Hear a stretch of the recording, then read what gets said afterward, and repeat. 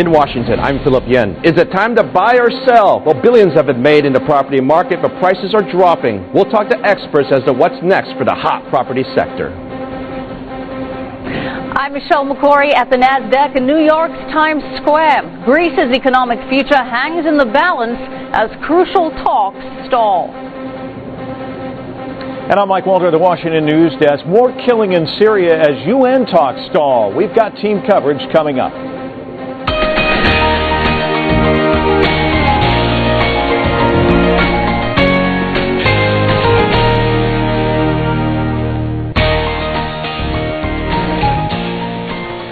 It is 8 p.m. in Washington, 9 a.m. in Beijing. On this hour of BIZ Asia of America, we'll go in depth on the Greek debt situation that's riling the markets. Plus, we've got property from Brazil to China to here in America, where foreclosures mean big deals for cash buyers.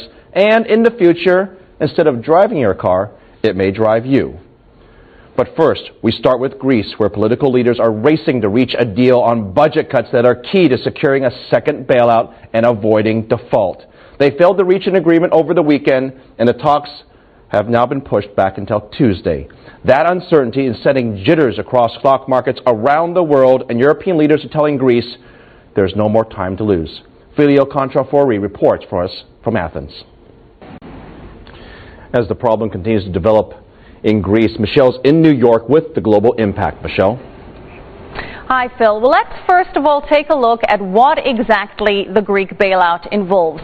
Well, to meet its repayments, Greece's government must reach a deal with the so-called Troika.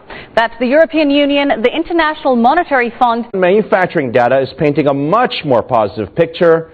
That's given that President Barack Obama's re-election campaign a big boost. The president's supporters are now highlighting that turnaround. All right, but of course, Obama's critics and Republican rivals say his presidency has been a failure on so many economic fronts. This rate's coming down to three things. It's leadership. All right, much more to come, and also world news ahead. We're back in just a moment.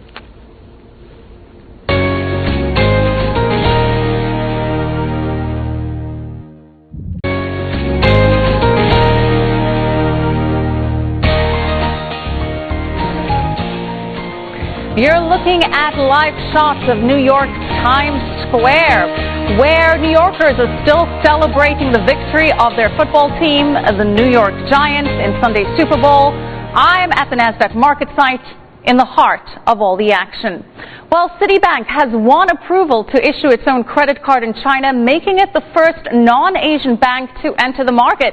Up until now, well, now it's time for a look at some of the other stories making headlines, and for that we go over to Mike Walters at the news desk in D.C. for more. Mike. Michelle, thank you. Dramatic developments in Syria. Government troops continued their assault on the third largest city in the country, while China and Russia insisted their decision to veto a UN resolution is meant to win more time for a solution to the crisis.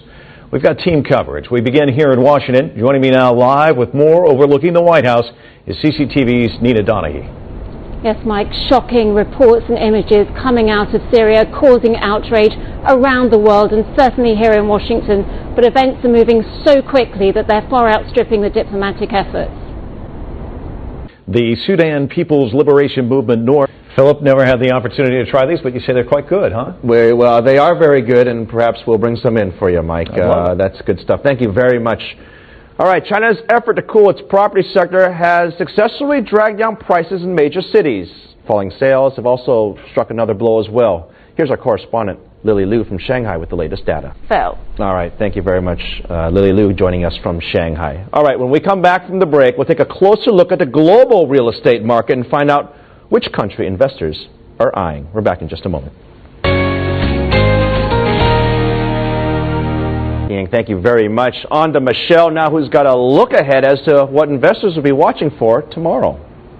That's right. Well, Phil, Greece will continue to grab the headlines on Tuesday. The Greek government expected to make a decision on that long-delayed budget cut to secure a second bailout and avoid a default.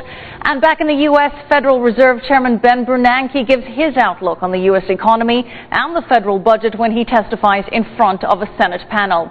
Now, we will be covering all that and more on BIZ Asia America. That's 8 p.m. Eastern Time, 9 a.m. Beijing time. For me, Michelle McCory from the NASDAQ in Times Square, New York, it's goodbye. All right, thank you very much, Michelle. I mean, you have to believe investors are getting increasingly more frustrated with the situation in Europe as it seemingly is unresolved at this point. All right, for everybody in Washington, D.C., thank you very much for watching. We'll see you tomorrow.